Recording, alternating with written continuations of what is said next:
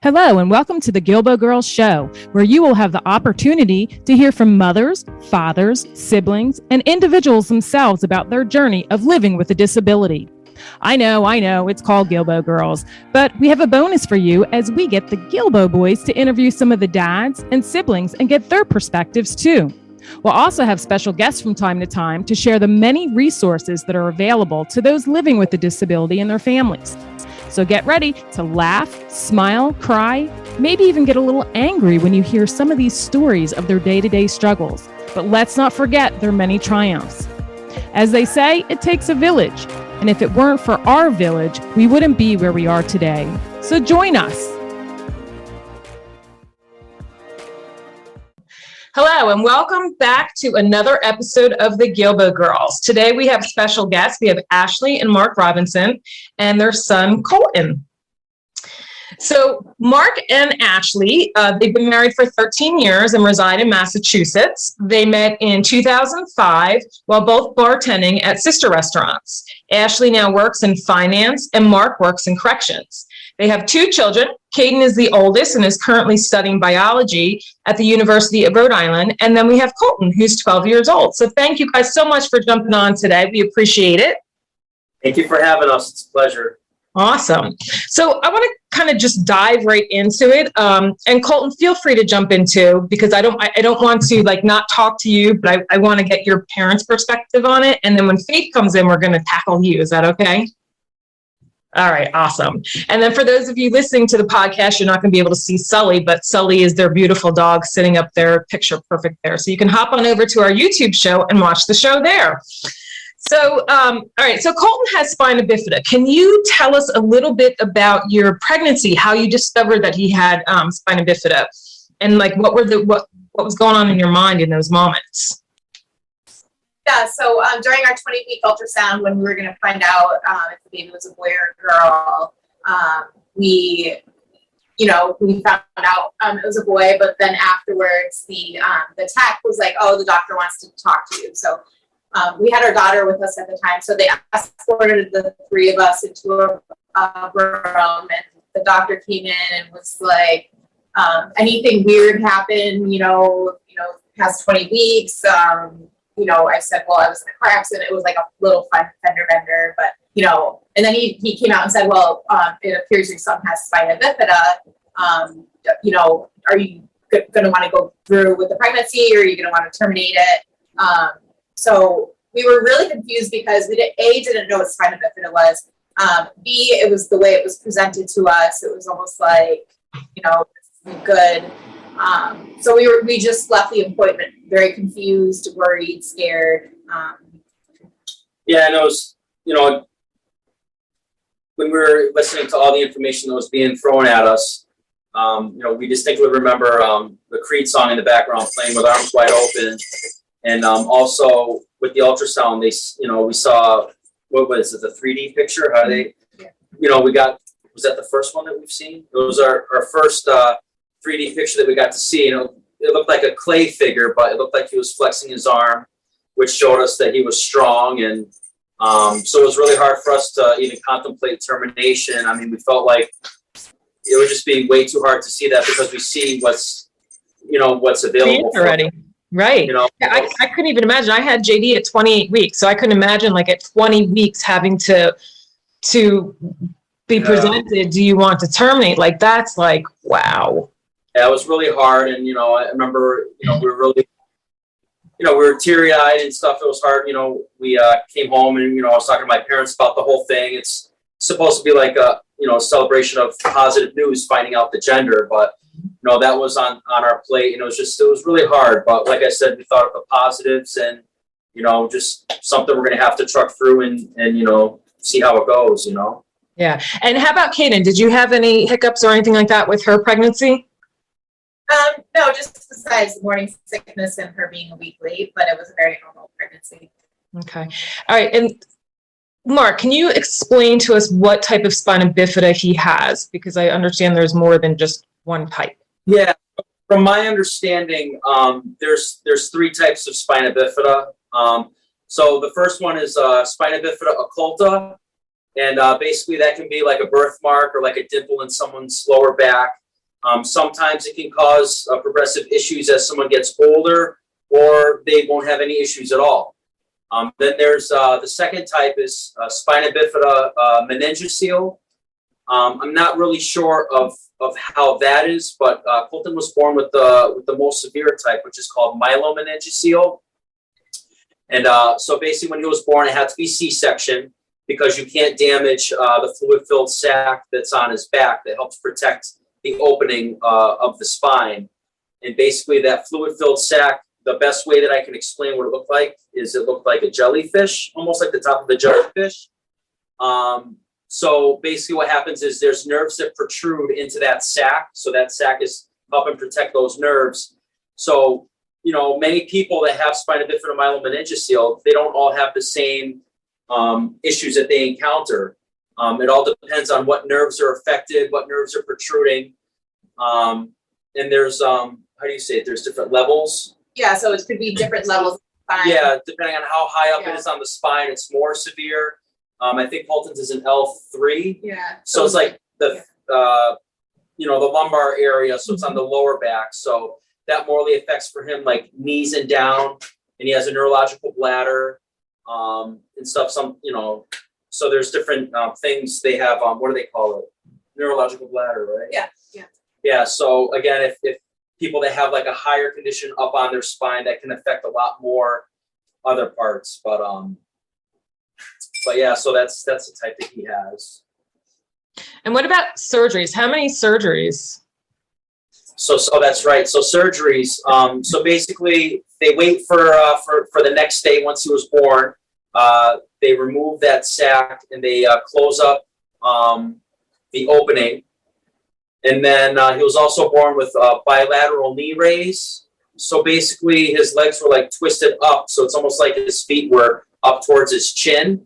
Mm-hmm. So his legs were like rotated up, going towards his chin. So he had to have numerous series of castings to help, you know, get the legs straighter. And he ended up having a bilateral knee raise surgery. He had severely clubbed feet. So he's had numerous surgeries on his feet to help strengthen them. He wears AFOs to help the feet, you know, be straight. Mm-hmm. He's had cord release surgeries. Hydrocephalus. There's a hydrocephalus is a fluid in the brain, and that comes along with a lot of children with spina bifida. So a lot of kids, you know, they have shunts put in, but they can have, you know, issues from infections and stuff like that. So there was a newer procedure that anytime you're shunt free, it's really, really good. So he was able to, he had a procedure called ETV. I forget exactly what it stands for, but it's the ETV, and basically there's no shunt, and they basically form like a hole or like a passage for the fluid to drain.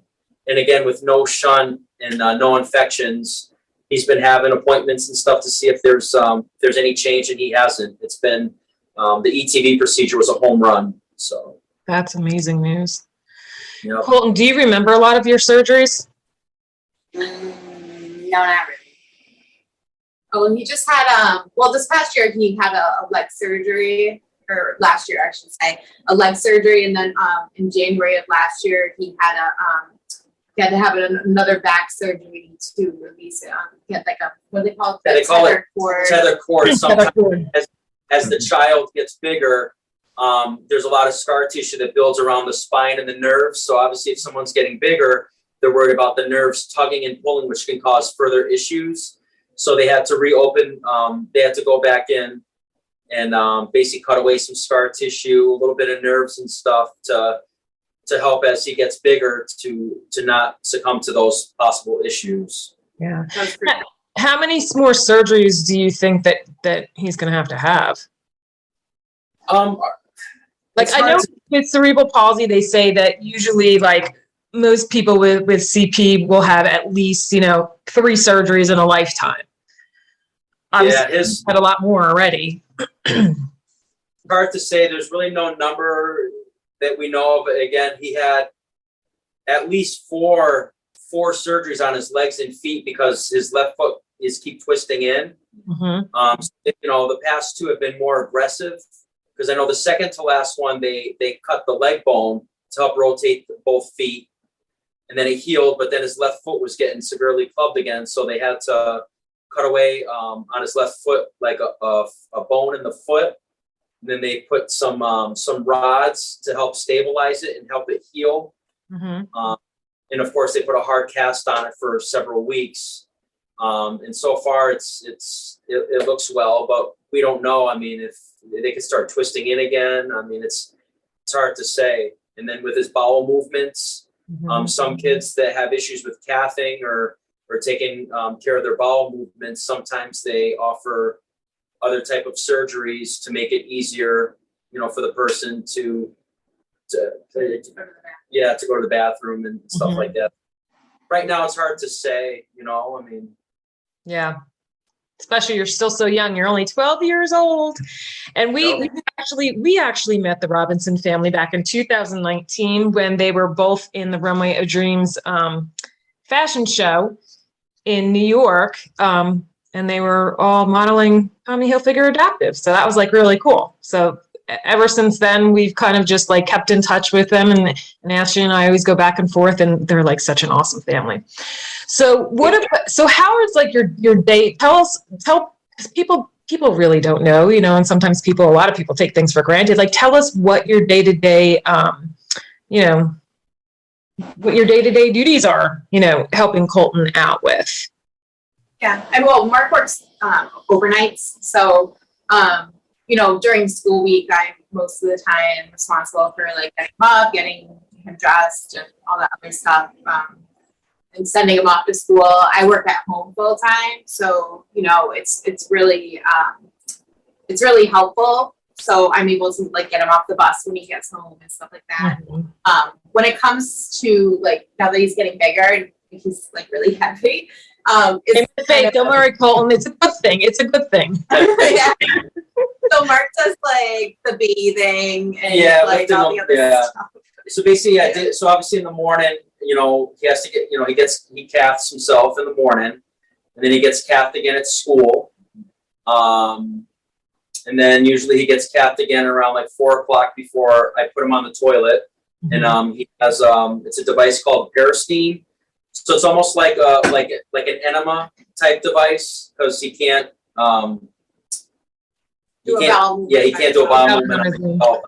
But the Peristeen, it's phenomenal. He's had little to few accidents after the Peristeen, so it basically just helps drain everything out. And he's usually on the toilet for like 45 minutes to an hour. Mm-hmm. And then usually have dinner, and then he caths himself again before bed, and that's basically his daily routine. Mm-hmm.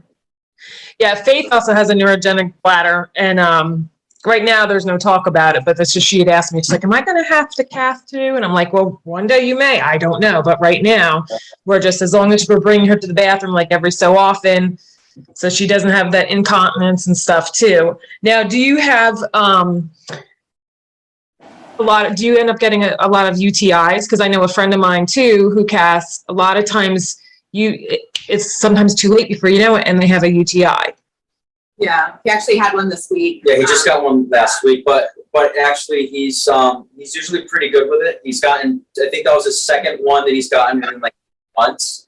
So I would say on average maybe 2 to 3 a year, which is great. And he's never had a fever accompanied with the UTI, which they always worry about. Right. So usually he knows, we can tell when there's like some sediment in the urine, mm-hmm. a little bit of blood, and he complains about pain in his, bladder and his penis. Mm-hmm.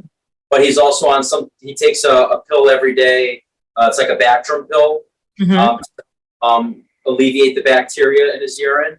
Okay. So, I mean, that's been really, really helpful. And he's on a couple other medications as well that he takes daily to help with the neurological bladder. Okay. And how about your house? What adaptations have you had to do to your house? So, originally when we bought this house, it was like a couple months before we got married. It was our starter home. Luckily, it was like a ranch style. Mm-hmm. So, when as Colton older, we added a wheelchair ramp in the front of the house. Besides that, we haven't really done much to like kind of adapt. we are in the process of looking to make our bathroom a little bit easier for him.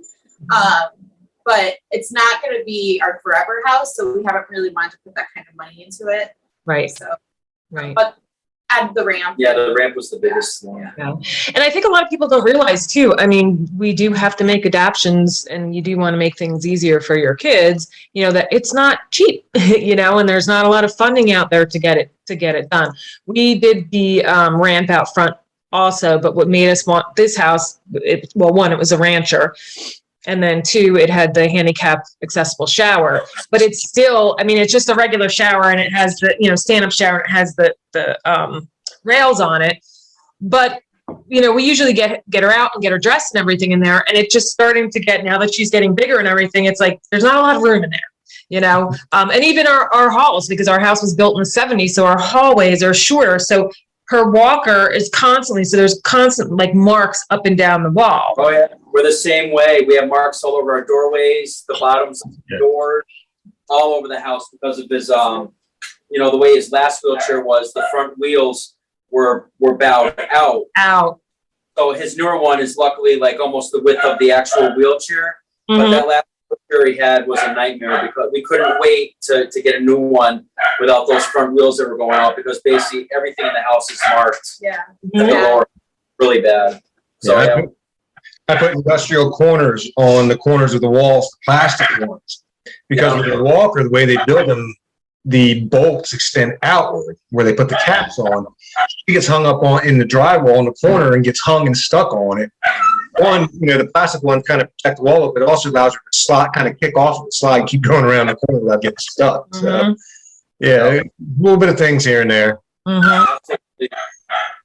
I hear Sully. Where's your other dog? So we're gonna bring him out now, because sometimes we have to bring Sully in our bedroom, so he's gonna be out for a little bit, and we'll bring Denver out now. Okay, cool.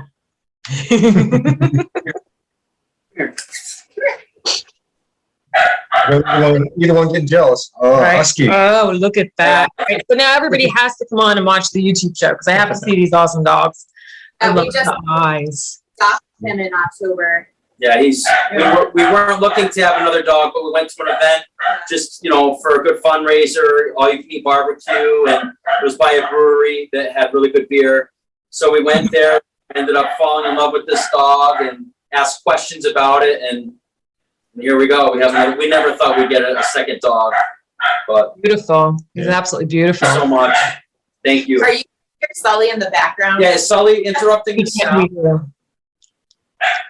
We do. Is there any way I know you can't stop him from barking because it's in the podcast. It will. Yeah, when you do. I'm gonna go bring him in the Sully. Okay, so growing up, did you basically? I know we had a lot of surgeries, like OT, PT, speech. What kind of therapies did he have? How often did he go? And how did you juggle that? Yeah, so he pretty much like all through school. Well, he had birth at 3, so birth at 3 would come, and that was to our house. And then all through school, you know, even preschool, everything, he would always have like OT and PT. Right now, he doesn't have anything though, and especially during COVID, he didn't have anything either. There was like no services. So right now, most of it was at school. That he would get those services, but right now, like I said, he's not getting anything. So, Okay. And what about school? Does he have an IEP or a 504 or anything like that? so he has an IEP, and I think we've done one every year since he was preschool. So, Okay. So let me ask you, so, and this kind of gets into the weeds of the developmental disability world and that kind of stuff, which again, you know, one of my point is too, to kind of see what different states have different resources out there for other people. So do you have any type of funding through the state for developmental disability? So like for here, as long as you have an IEP and you have your doctor's note and they, you know, they clearly have a developmental disability, they can get funding. We have what's called the low intensity support services, which is, it's pretty much a lottery, if you will, and you can get up to $2,000, and that can go towards like therapeutic horseback riding. It can go to adapting your shower. It can go to adaptive clothing. It can go for respite, you know, any type of thing like that. And then we also, we put Faith on the developmental disability waiver back when she was 7. And it was a long time coming. And she finally, her name came up when she was 17 years old. So, and at 18, she's going to get the services anyway. So, and I know every state is a little bit different. So how does yours work? And yeah, I think I've been pretty bad at like researching that kind of stuff. I know like through the Spina Bifida Association of Greater New England, they'll give like $250 a year for whatever is needed. But I think at one point I was looking into like modification type stuff, but I really couldn't find anything for that. But yeah, that's pretty much it. I know like he was able to get like a special bicycle through what's the organization's name? Celebrating or Challenge Athletes or something like that. okay. Yeah, he got a bicycle. He actually plays wheelchair basketball. He was able to get a beautiful wheelchair basketball. So, stuff like that we've been able to get. Right. Yeah. You should really start looking into it, because then if he needs home health or if he needs aids later on as he gets older to help with anything, like all of that comes through.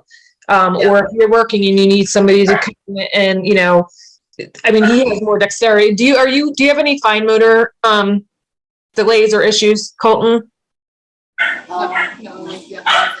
Like writing or like cooking or pouring yourself a drink or anything like that? See, so Faith has all of that. So she definitely needs someone in. But those services are great because we're able to get respite. So we have somebody come in the morning and help with personal supports. We have, they can take her to doctor's appointments. They can, help her with her hygiene or getting food or, any of that stuff. And again, with the other grant, we used to use it every year for therapeutic horseback riding. So now she can't get that because she has the waiver. So we do pay that out of pocket, but still. So you should definitely look into see what else is out there too. So when you guys got married and you had kids and then you had Colton, did you lose any of your friends per se when you had a special needs child? Because then your life was thrown into that because you were, running to all the appointments and the surgeries and that kind of stuff. Did you ever feel like you've kind of? No, I think, if anything, we've actually met like a lot of really cool people. Right. We have a very super supportive friend group. I would say we try to keep our circle small anyways. Mm-hmm. So we have like really great supportive friends who are like family to us. So we've been lucky enough not to, lose out on any friendships or anything like that. That's awesome. Yeah, we have great neighbors who are friends. Mark's best friend literally lives 2 doors down from us. So yeah, we have a good friend group. That's awesome. So what advice would you have to moms and dads out there that are just finding out and getting this diagnosis? What would you say to them? What advice would you give? It can seem overwhelming at first, you seem lost, you don't know what's going on, how this happened. But there's a lot of doctors out there and new not experiments, but there's technology has just gotten so amazing over the years that you're gonna worry, but there's definitely there's a positive light at the end of the tunnel for these children because of just the technology and the doctors that are just now these days compared to years ago. So there's it's hard, but it's a positive movement. Yeah. And like advocate for yourself and your child too is huge. Always get a second opinion if you mother's instinct, like if something didn't feel right, like I always felt like he had tethered cord, just from stuff I read, and his first doctors didn't say he had it. He said, no, it's fine.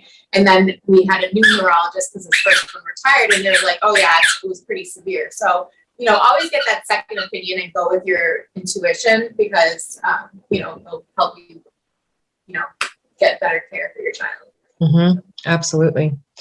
So I also emailed you guys about choosing a word, and something that's meaningful for you, something that you can look down and see as a daily reminder. Maybe it's something that, got you through your tough times, or something that, a goal of yours that you want to achieve, or, anything. So I hand stamp them on tokens, and I put them on bracelets and necklaces, and gift them to everyone. So I wanted to see if you guys would be willing to share your word and why.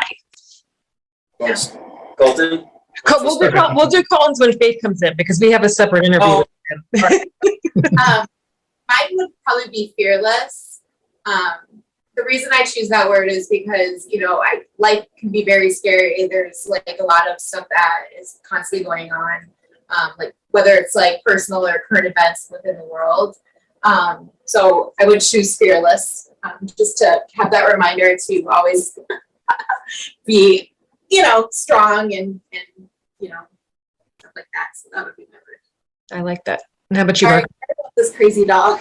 There's a few times I'm like smiling here. It's not because I'm watching the dogs. No, I know. He's so adorable. Now it's having your child. Yeah, it's having two little, So, It's between the kisses and, the suckling scope tail going by. we apologize about the dog. Oh, no, it's gosh, great. you're It's fine. great. It's life. It's real Yeah. life. This is what this show's all about, talking about our real life. So what's your word, Mark? My word is it's a word that I've always loved from years back, just to never give up. So basically perseverance. Mm-hmm. Always strive, even if it's difficult times, and just always, even if you're unsuccessful the first time, just never give up and keep trying. So perseverance is an awesome word, in my opinion. I love that. And I didn't put this in here, Ashley, but I did wanted to touch on, you've gone through a lot yourself over the years and have had surgeries. Would you be willing to share a little bit about that? Sure. So, about 8 or 9 years ago, it was 2013. I was getting like these really weird like headaches and stuff like that. And I like blurred vision, just feeling numbness. Numbness, like feeling completely off. So I made Mark take me to the ER. And they said it was Bell's palsy or something like that. I was like 33 years old. So I went to another ER, and it was the same thing. They sent me home.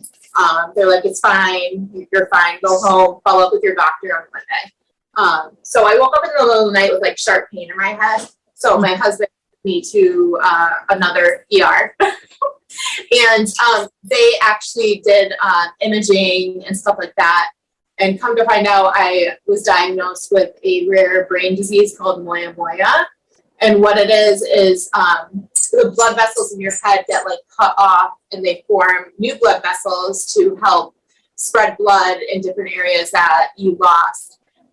So I was in the hospital for a couple of days. My dad was like, you need to get out of there because they don't know what they're doing. So I went to Boston, and I ended up having my first brain surgery in Boston about 10 days after getting diagnosed.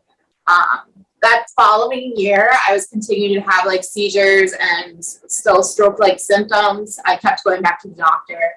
And this is where advocating for yourself really came into play, because I had to keep saying, I'm still not feeling well, still have numbness, like I'm not myself.